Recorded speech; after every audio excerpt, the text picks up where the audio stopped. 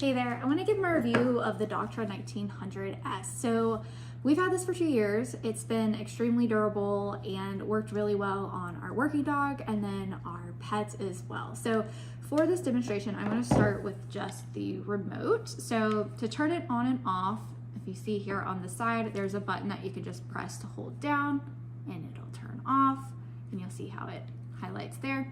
And then you can turn it on again. So as you saw up here, this went green for on, red for off.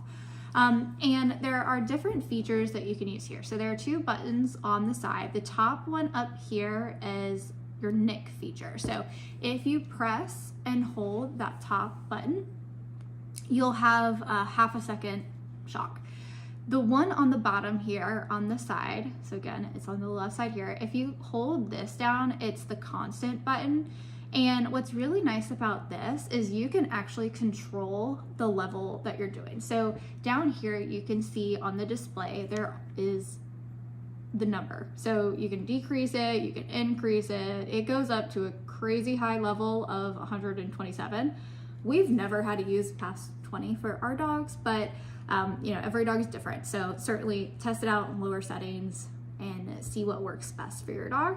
But what's nice about this, with the constant button, you can hold down and it can actively be working, and you can increase it if you can tell your dog's not feeling anything, or you can decrease it too. So a good example for this is, you know, let's say our dog was running far away and we wanted him to come back. We could use this, and then as the dog is coming back to me, I can actually turn this down to go lower. And so that way it's letting the dog know, like, okay, if I go to mom, you know, the initial stimulation, like, it decreases. So it just kind of puts that reminder for them.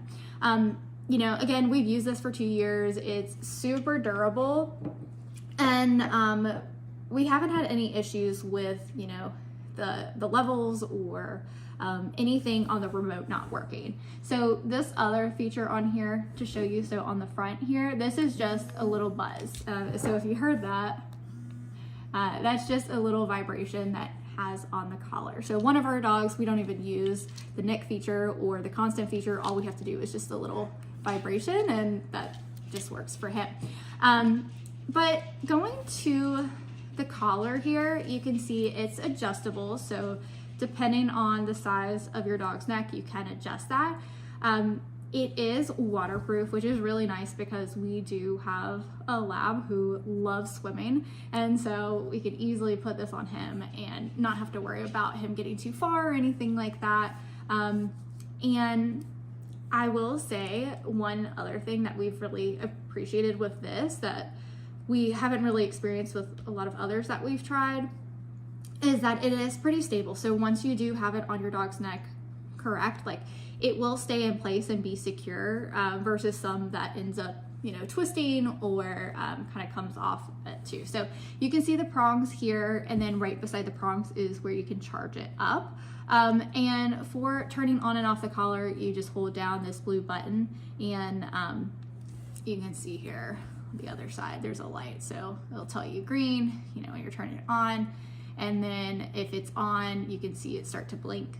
And then, you know, turning it off, you hold it down, it'll turn red as well. The battery life is pretty good. We've rarely had to, you know, charge it up super much within the past couple years. I mean, we are pretty good about making sure when we're done using it that we turn it off, and we don't use it all the time. We only use it when we're out and about. So our dogs don't, you know, sit around the house wearing it or anything like that. So that also helps, you know, preserve the battery life.